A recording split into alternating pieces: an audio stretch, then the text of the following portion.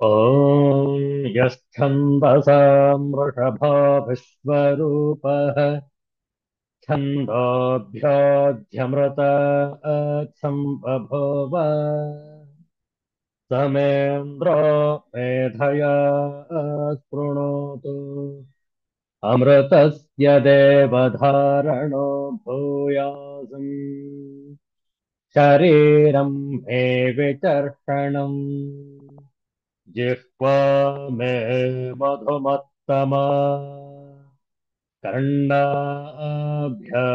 भूरिविश्रुवम् ब्रह्मणः कोशोऽसि मेधया पिहितः श्रुतम् मे गोपाय ॐ शान्तः शान्तः शान्तिः हरिः ॐ श्रीगुरुभ्यो नमः हरिः ॐ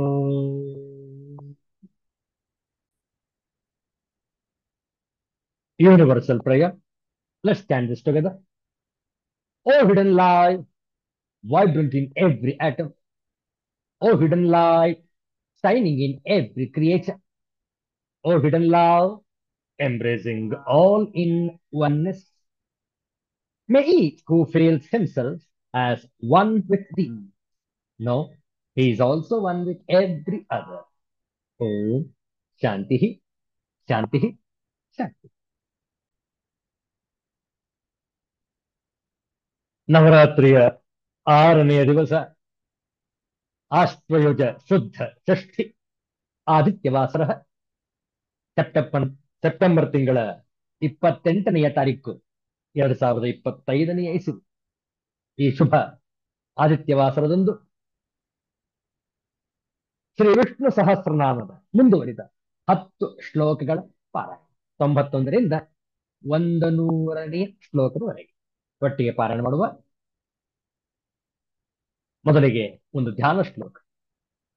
ಶಾಂತಾಕಾರಂ ಭುಜಗಶಯನಂ ಪದ್ಮನಾಭಂ ಸುರೇಶಂ ವಿಶ್ವಾಧಾರಂ ಗಗನಸದೃಶಂ ಮೇಘವರ್ಣಂ ಶುಭಾಂಗಂ ಲಕ್ಷ್ಮೀಕಾಂತಂ ಕಮಲನಯನಂ ಯೋಗಧ್ಯಾನಗಮ್ಯಂ ವಂದೇ ವಿಷ್ಣುಂ ಭವಭಯಹರಂ ಸರ್ವಲೋಕೈಕನಾಥಂ. ಓಂ ನಮೋ ಭಗವತೆ ವಾಸುದೇವಾಯ. ಭಾರಭಕ್ತಥಿತೋ ಯೋಗಿ ಯೋಗೇಶ ಸರ್ವಕಾಮದಃ ಆಶ್ರಮಶ್ರಮಣಃ ಕ್ಷಾಮಃ ಸುಪರ್ಣೋ ವಾಯುವಾಹನಃ ಆಶ್ರಮಃ ಶ್ರಮಣಃ ಕ್ಷಾಮಃ ಸುಪರ್ಣೋ ವಾಯುವಾಹನಃ ಧನುರ್ಧರೋ ಧನುರ್ವೇದಃ ದಂಡೋ ದಮಯಿತಾ ದಮಃ अपराजितः सर्वसः नियन्ता नियमो यमः सत्त्ववान् सात्विकः सत्यः सत्यधर्मपरायणः अभिप्रायः प्रियार्होर्हः प्रियकृत्प्रीतिवर्धनः विहाय सगतिर्ज्योतिः सुरुचिर्हुतभुक् विभुः रविर्विरोचनः सूर्यः सविता रविलोचनः अनन्तो हुतभुग्भोक्ता सुखदो नैकजोऽग्रजः अनिर्विण्णः सदामर्षि लोकाधिष्ठानमद्भुतः सनात् सनातनतमः कपिलः कपिरव्ययः स्वस्तिदः स्वस्तिकृत् स्वस्ति स्वस्ति भक्स्वस्ति दक्षिणः आरौद्रः कुण्डलीचक्री विक्रम्योर्जितशासनः शब्दातिगः शब्दसहः शिशिरश्चर्वरीकरः अक्रोरः पेशलो दक्षः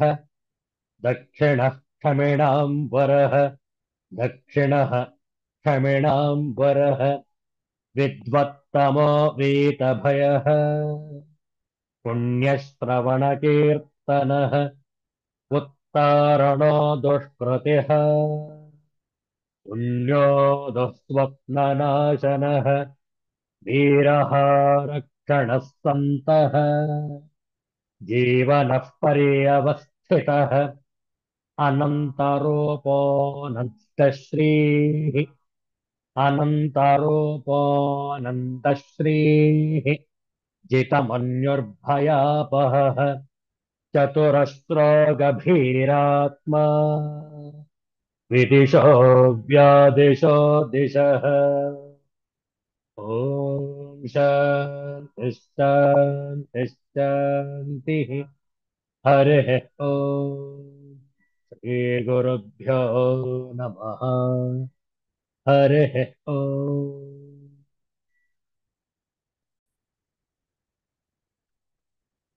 ಅಷ್ಟಾಕ್ಷರಿ ಮಂತ್ರದ ಜಪ 2 ನಿಮಿಷ ನಾವು ಹೇಳಿಕೊಟ್ಟ ನಂತರ ತಾವು ಪುನರಾವರ್ತಿಸಬಹುದು. ಓಂ ನಮೋ ನರ ಓಂ ನಮೋ ನಾರಾಯಣಾಯ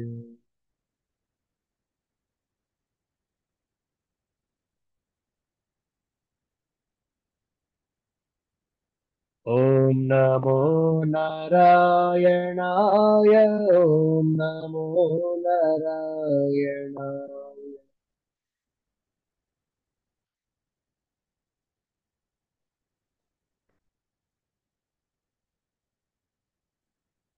ಓಂ ನಮೋ ನಾರಾಯಣ ಓಂ ನಮೋ ನಾರಾಯಣಾಯ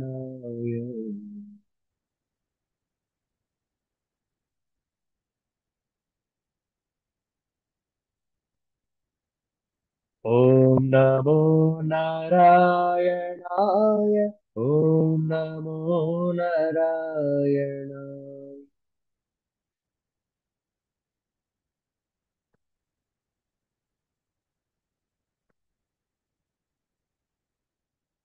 ಓಂ ನಮೋ ನಾರಾಯಣಾಯ ಓಂ ನಮೋ ನಾರಾಯಣಾಯ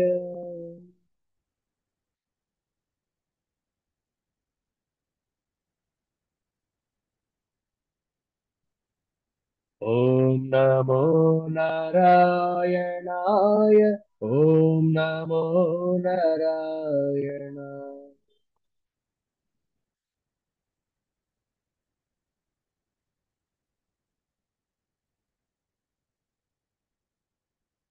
ಓಂ ನಮೋ ನಾರಾಯಣಾಯ ಓಂ ನಮೋ ನಾರಾಯಣ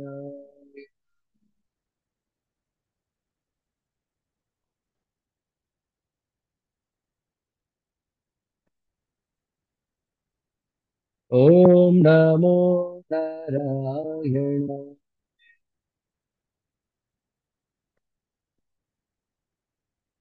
ಓಂ ನಮೋ ನಾರಾಯಣ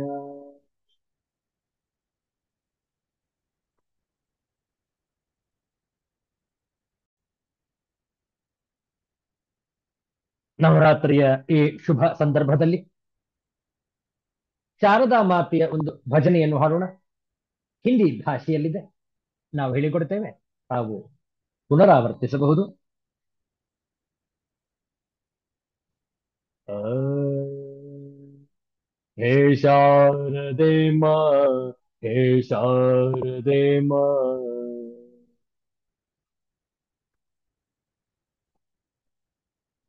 ಹೇ ಶಾರದೆ ಮಾ ಹೇ ಶಾರದೆ ಮಾ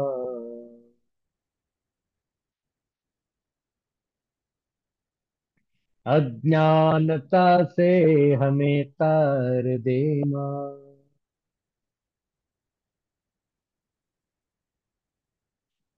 अज्ञानता से हमें तार दे माँ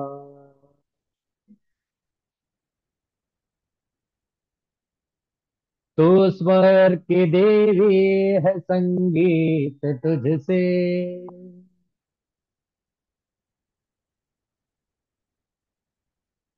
हर शब्द तेरा है, हर गीत तुझसे।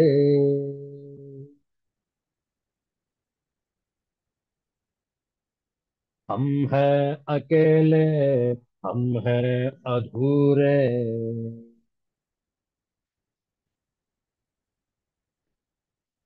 तेरी चरण में हमें प्यार दे माँ।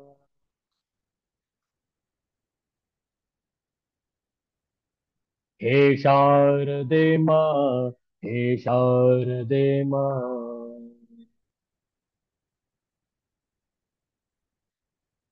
अज्ञानता से हमें तार दे माँ।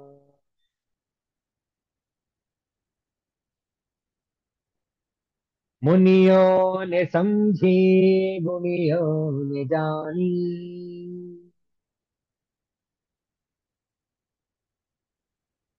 वेदों की भाषा, पुराणों की वाणी।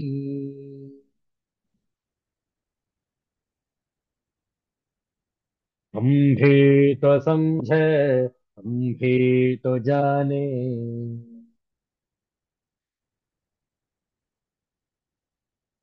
विद्या का हमको अधिकार दे माँ।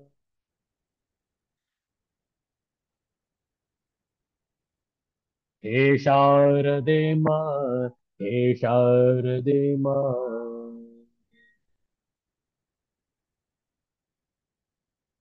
अज्ञानता से हमें तार दे माँ।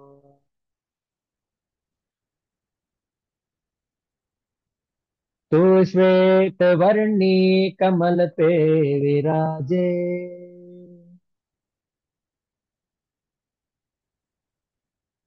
हाथों में वीणा, मुकुट सर पे साजे।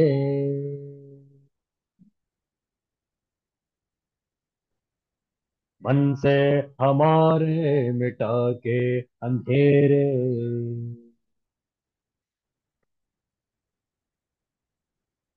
हमको उजालों का संसार दे माँ।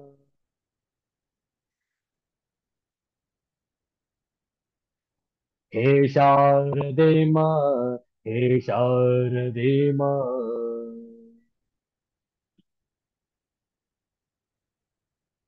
अज्ञानता से हमें तार दे माँ।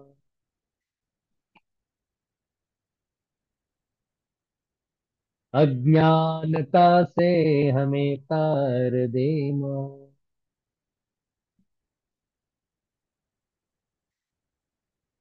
अज्ञानता से हमें तार दे माँ।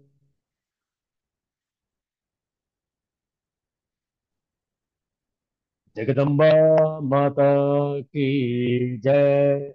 श्रृंगेरी शारदांबा माता की जय। भारत माता की जय। गो माता की जय। गंगा माता की जय। गायत्री माता की जय। सिद्धांत अवधूत चिंतन श्री गुरुदेव दत्त। जय जय रघुवीर समर्थ श्री सद्गुरुनाथ महाराज की जय। हर हर नमः पार्वती पतये।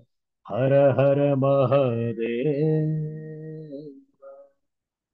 ಶಂಭೋ.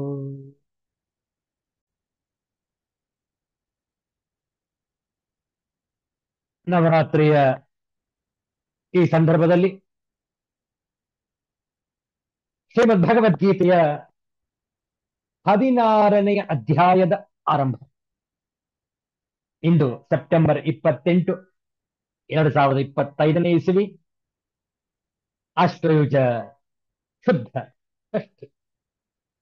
ಅತ್ಯಂತ ವಿಶೇಷವಾದಂತಹ ಸಂದರ್ಭ. ನಾಳೆ ದಿವಸ ಸಪ್ತಮಿ ತಿಥಿ, ಸರಸ್ವತಿ ಆವಾಹನೆ, ಸರಸ್ವತಿಯ ಪೂಜೆ.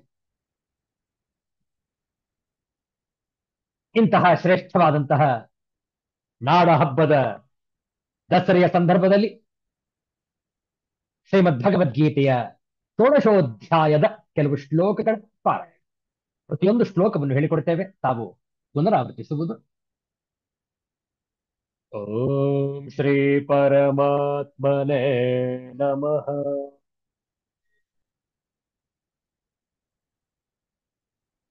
ಅಥ ಷೋಡಶೋಧ್ಯಾಯಃ.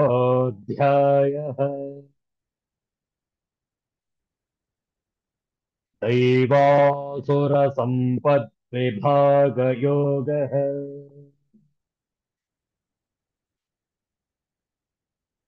श्रीभगवानुवाच अभयं सत्त्वसंशुद्धिः ज्ञानयोगव्यवस्थितिः दानं दमश्च यज्ञश्च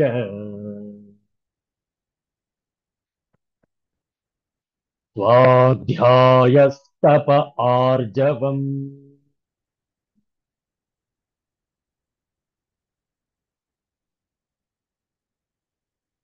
अहिंसा सत्यमक्रोधः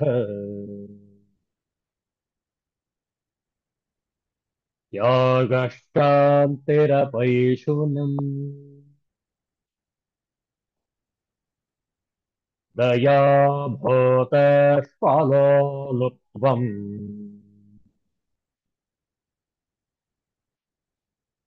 आर्दवम् ह्रीरचापलम्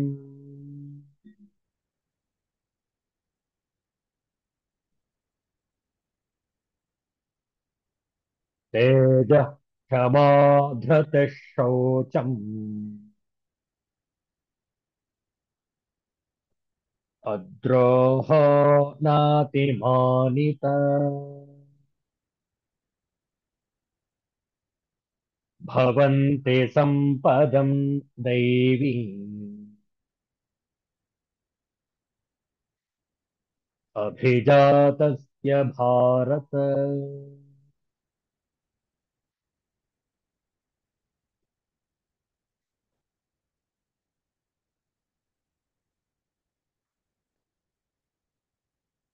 ಶ್ರೀ ಗುರುಭ್ಯೋ ನಮಃ. 16ನೇ ಅಧ್ಯಾಯದ ಈ ಮೊದಲ 3 ಶ್ಲೋಕಗಳ ಪಾರಾಯಣವನ್ನು ಮಾಡಿದ್ದೇವೆ. ಇಂದು ಈ ಅಧ್ಯಾಯದ ಪೀಠಿಕೆಯಾಗಿ ಪರಿಚಯಾತ್ಮಕವಾದಂತಹ ವಿಚಾರಗಳನ್ನು ಮಾಡೋಣ.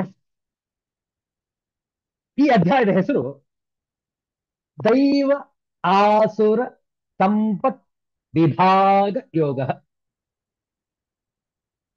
2 ರೀತಿಯಾದಂತಹ ವೈಲಕ್ಷಣಗಳು ಈ ಪ್ರಪಂಚದಲ್ಲಿ ನಾವು ನೋಡ್ತಾ ಇರ್ತೇವೆ. ಕೆಲವರು ಒಳ್ಳೆಯವರು, ಮತ್ತೊಬ್ಬರು ಕೆಟ್ಟವರು. ಒಳ್ಳೆಯವರು ದೈವ ಸಂಪತ್ತನ್ನು ಪಡೆದುಕೊಂಡಿರುತ್ತಾರೆ, ಕೆಟ್ಟವರು ಆಸುರಿ ಸಂಪತ್ತನ್ನು ಹೊಂದಿರುತ್ತಾರೆ. ಒಳ್ಳೆಯವರು, ಕೆಟ್ಟವರು, ದೈವ ಸಂಪತ್ತು, ಆಸುರ ಸಂಪತ್ತು. ಏನಿದರ ವಿಶ್ಲೇಷಣೆ? ಯಾಕೆ ಜಗತ್ತಿನಲ್ಲಿ ಎಲ್ಲರೂ ಒಳ್ಳೆಯವರೇ ಯಾಕೆ ಇರಬಾರದು? ಹೌದಲ್ಲ? ಭಗವಂತನ ಅಪ್ಪಣೆ. ಕೆಟ್ಟದ್ದು ಇಲ್ಲದೆ ಹೋಗಿದ್ದರೆ ಒಳ್ಳೆಯದಕ್ಕೆ ಬೆಲೆ ಇರುತ್ತಿರಲಿಲ್ಲ. ಹೌದಲ್ಲ? ಹಾಗಾಗಿ ಒಳ್ಳೆತನದಲ್ಲಿ, ಸನ್ಮಾರ್ಗದಲ್ಲಿ ಕೆಟ್ಟವರ ಪಾತ್ರವೂ ಕೂಡ ಉಂಟು. ನೋಡಿ ಹೇಗಿದೆ. ಕೆಟ್ಟದ್ದು ಅನ್ನೋದು ಜಗತ್ತಲ್ಲಿ ಇಲ್ಲದೆ ಹೋಗಿದ್ದರೆ ವಿಚಾರ ಮಾಡಿ, ಒಳ್ಳೆಯತನ ಎಂಬುದಕ್ಕೆ ಬೆಲೆ ಇರುತ್ತಿರಲಿಲ್ಲ.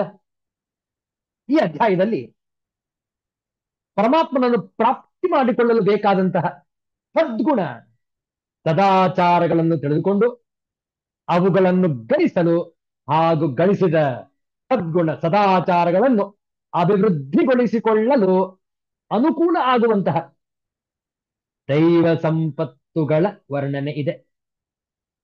ದೈವಿ ಸಂಪತ್ತನ್ನು ಹೊಂದಿದ ಪುರುಷರಿಗೆ ಪ್ರಾಪ್ತಿಯಾಗುವ ಫಲಗಳ ವರ್ಣನೆಯೂ ಈ ಅಧ್ಯಾಯದಲ್ಲಿ ನಾವು ನೋಡಲಿದ್ದೇವೆ. ಆತುರದಲ್ಲಿರುವ ದುರ್ಗುಣ ದುರಾಚಾರಗಳನ್ನು ಅರಿತು ಅವುಗಳನ್ನು ತ್ಯಜಿಸಲು ನೆರವಾಗಲು ನೆರವಾಗುವಂತೆ ಈ ಅಧ್ಯಾಯದಲ್ಲಿ ಆಸುರಿ ಸಂಪತ್ತುಗಳ ವರ್ಣನೆಯೂ ಕೂಡ ಇದೆ. ಯಾತಕ್ಕೆ? ಅದನ್ನು ಪಾಲಿಸಬೇಕು ಅಂತಲ್ಲ, ಅದನ್ನು ತ್ಯಜಿಸಬೇಕು ಎಂಬ ಸಂಕಲ್ಪದಿಂದ.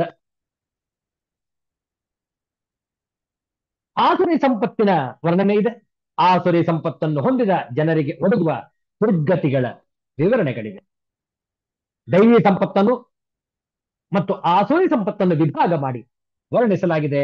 ಆದ್ದರಿಂದಲೇ ಈ ಅಧ್ಯಾಯಕ್ಕೆ ಹೆಸರು ದೈವಾಸುರ ಸಂಪತ್ ವಿಭಾಗ ಯೋಗ.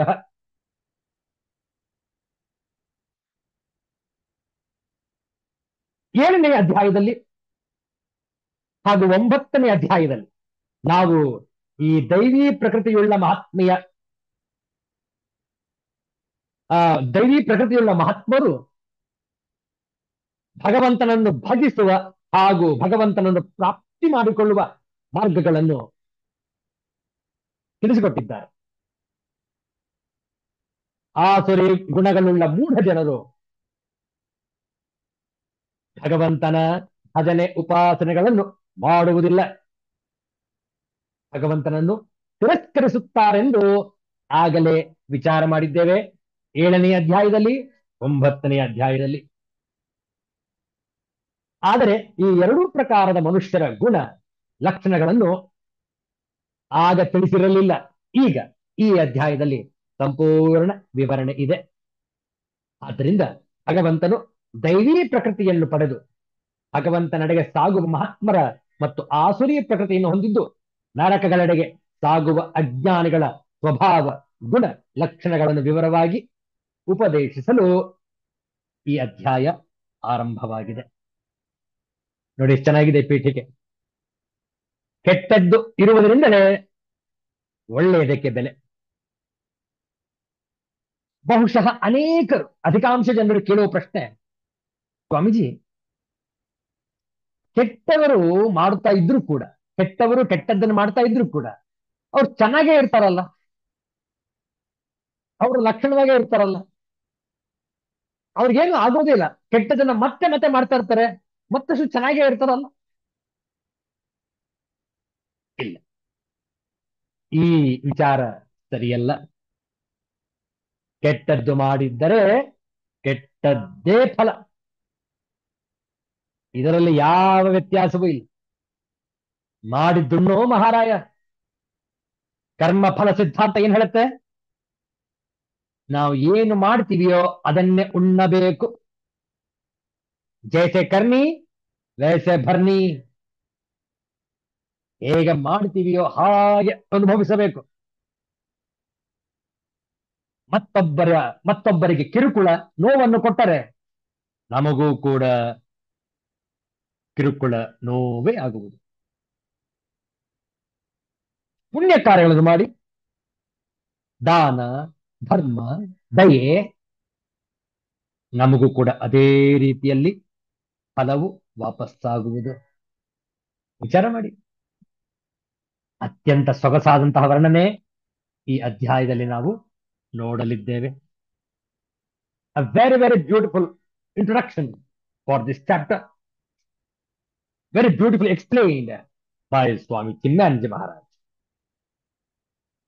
Every system of ethics catalogs a series of virtues and vices. And strangely enough, all such systems read the same, although their prophets belonged to different times and places. Irrespective of time, creed, race, and tongue, a good man is a good man, no doubt. There are slight differences between faith and faith, but such differences are found only in the prophet's emphasis on the people's abstinence from certain vices and or cultivation of certain virtues. And their special advice and appeals to the people are obviously determined by the sort of life lived by the majority of the people in their respective eras and areas. The very same qualities accepted as virtues some 3,000 years ago are still regarded as virtues. And even today, those who live there are considered virtuous and noble. Strangely enough, we find that human beings are the same in this uproarious present as they were in the peaceful past.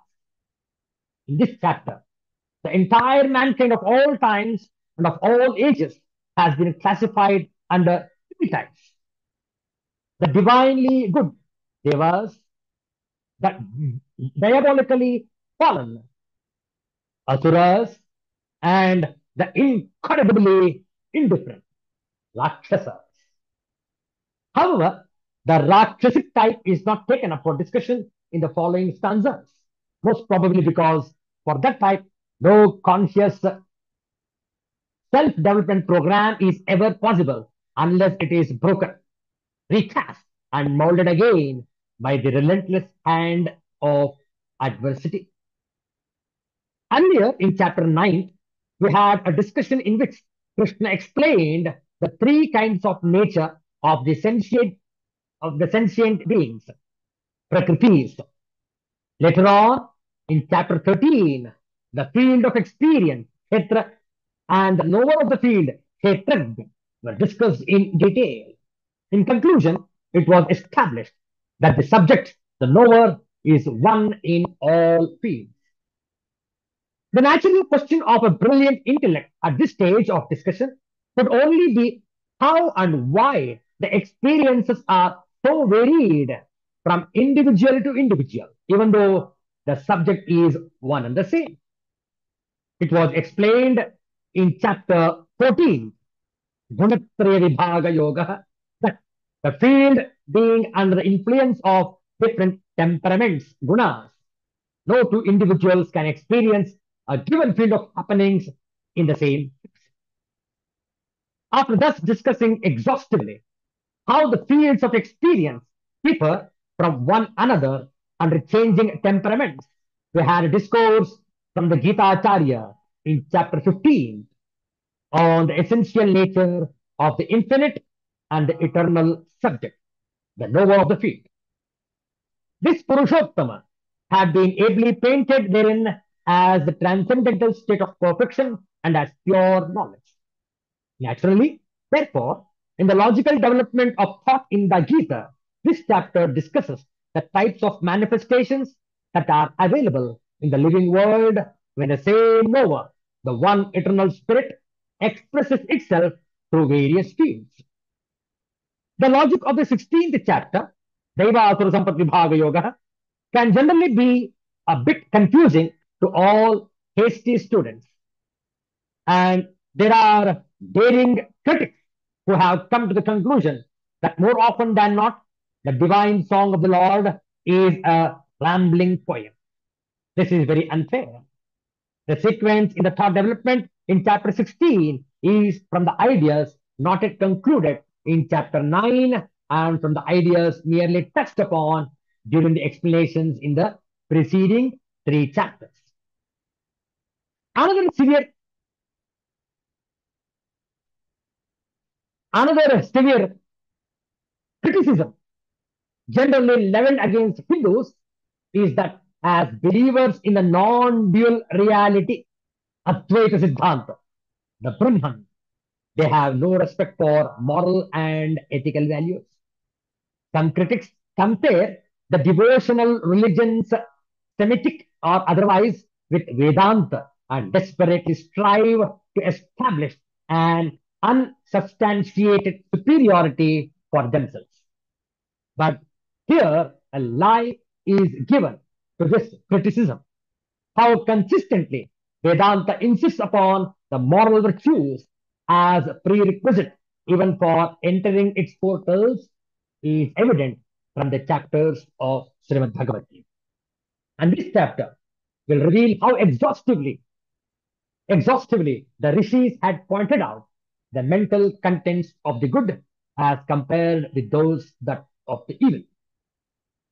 The anxiety of the Gita is not to classify mankind as good and bad, to promise a paradise to the good and to curse the bad to endless damnation in hell.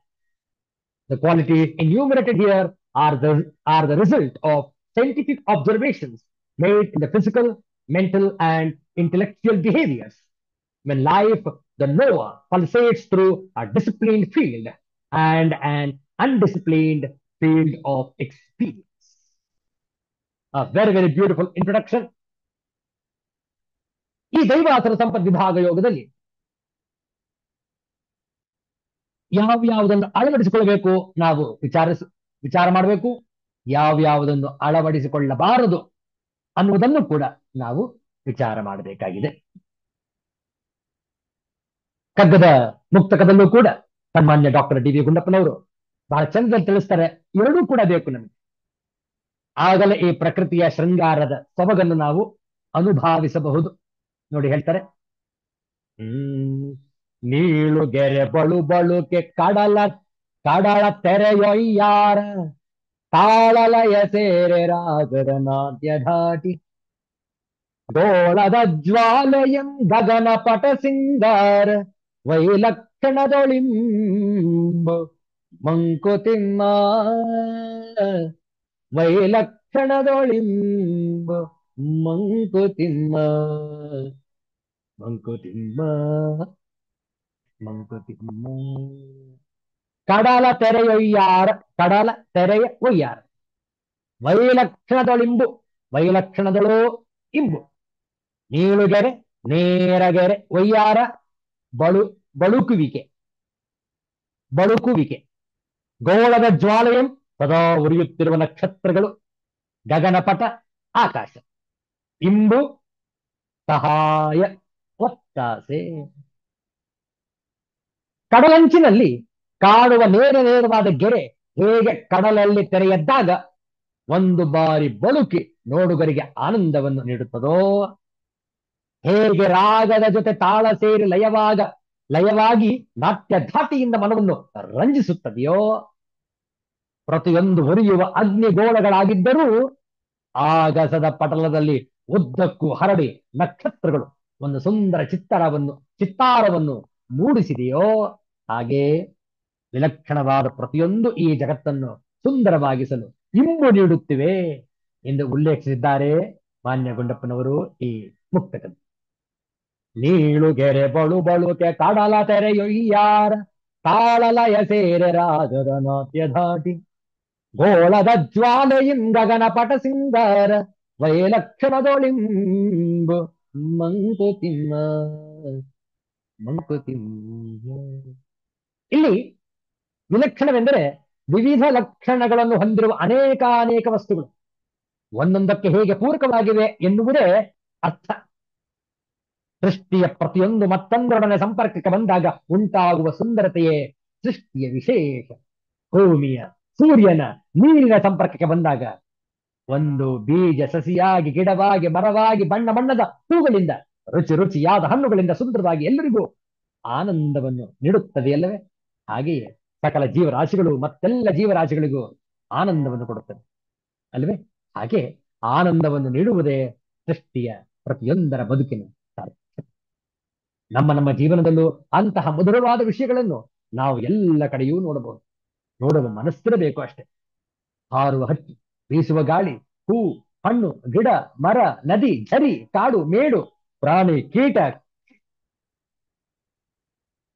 ಕ್ರಿಮಿಗಳಂತಹ ವಸ್ತುಗಳು, ಪ್ರೀತಿ, ಪ್ರೇಮ, ಸಹನೆ, ಭಕ್ತಿಯಂತ ಮಧುರ ಭಾವನೆ, ಸಕ್ರಿಯತೆಗೆ ಇಂಬು ನೀಡುವ ದ್ವೇಷ, ಅಸೂಯೆ, ಕೋಪ ಮುಂತಾದ ನಕಾರಾತ್ಮಕ ಭಾವಗಳೂ ಸಹ ಜಗತ್ತಿನ ಆನಂದವನ್ನು ಹೆಚ್ಚಿಸಲು ಇಂಬು ನೀಡುತ್ತವೆ. ಈ ಜಗತ್ತಿನ ಸೃಷ್ಟಿಯ ಹಿಂದಿರುವ ಆ ಪರಮಚೇತನವೂ ಸುಂದರ. ಸುಂದರತೆಯಿಂದ ಸೃಷ್ಟಿಸಲ್ಪಟ್ಟ ಸಕಲವೂ ಸುಂದರ. ನೋಡುವ ಮನಸ್ಸು ಇರಬೇಕು, ಅನುಭವಿಸಲು ಹೃದಯ ಬೇಕು, ಪಡೆದ ಆನಂದವನ್ನು ಪರರಿಗೆ ಹಂಚುವ ಮನೋಭಾವವನ್ನು ಬೆಳೆಸಿಕೊಳ್ಳಬೇಕು. ಹಾಗಾದರೆ ನಾವು ಸೌಂದರ್ಯೋಪಾಸನೆಯನ್ನು ಯಥೇಚ್ಛವಾಗಿ ಮಾಡಬಹುದು.